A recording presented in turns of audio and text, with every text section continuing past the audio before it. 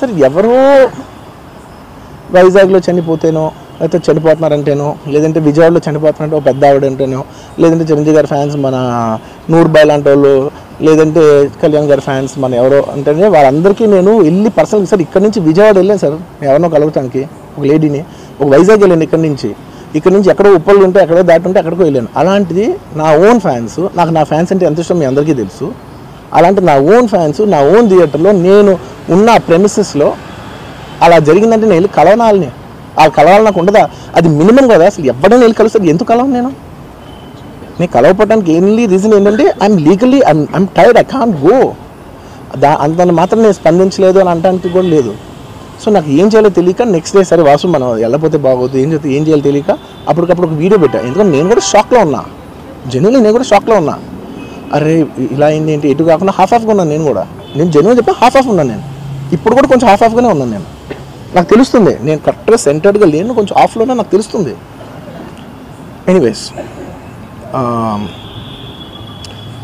Next day నేను ఒక video పెట్టా సరే to at least show that I'm there. It's not even about the money అంటే it is just money is just gestures to show that I'm willing to do something అని చెప్పడం కోసం. ఆ తర్వాత మేము ఏం చేయొచ్చు ఆ తర్వాత మేము అన్ని సెలబ్రేషన్స్ క్యాన్సిల్ చేసాం. వద్దు అసలు వాళ్ళకి అలా ఉంటే మనం ఎలా సెలబ్రేట్ చేస్తాం మొత్తం అన్ని క్యాన్సిల్.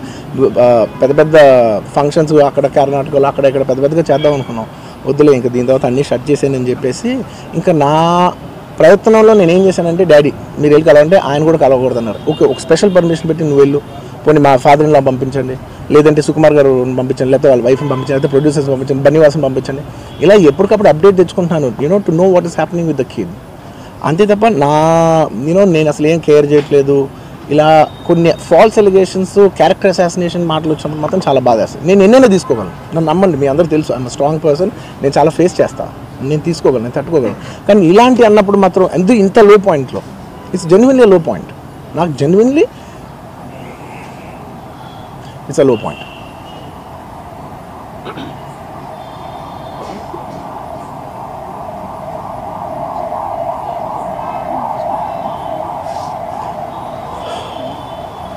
నేను సినిమాలు చేసేదే మీరు థియేటర్కి వచ్చి ఎంజాయ్ చేయాలని. అలాంటి థియేటర్లు ఇంత మిస్హాప్ అయితే ఎంత బాధపడతాను నేను. Sorry anyways what I wanted to say ఒక నిమిషం.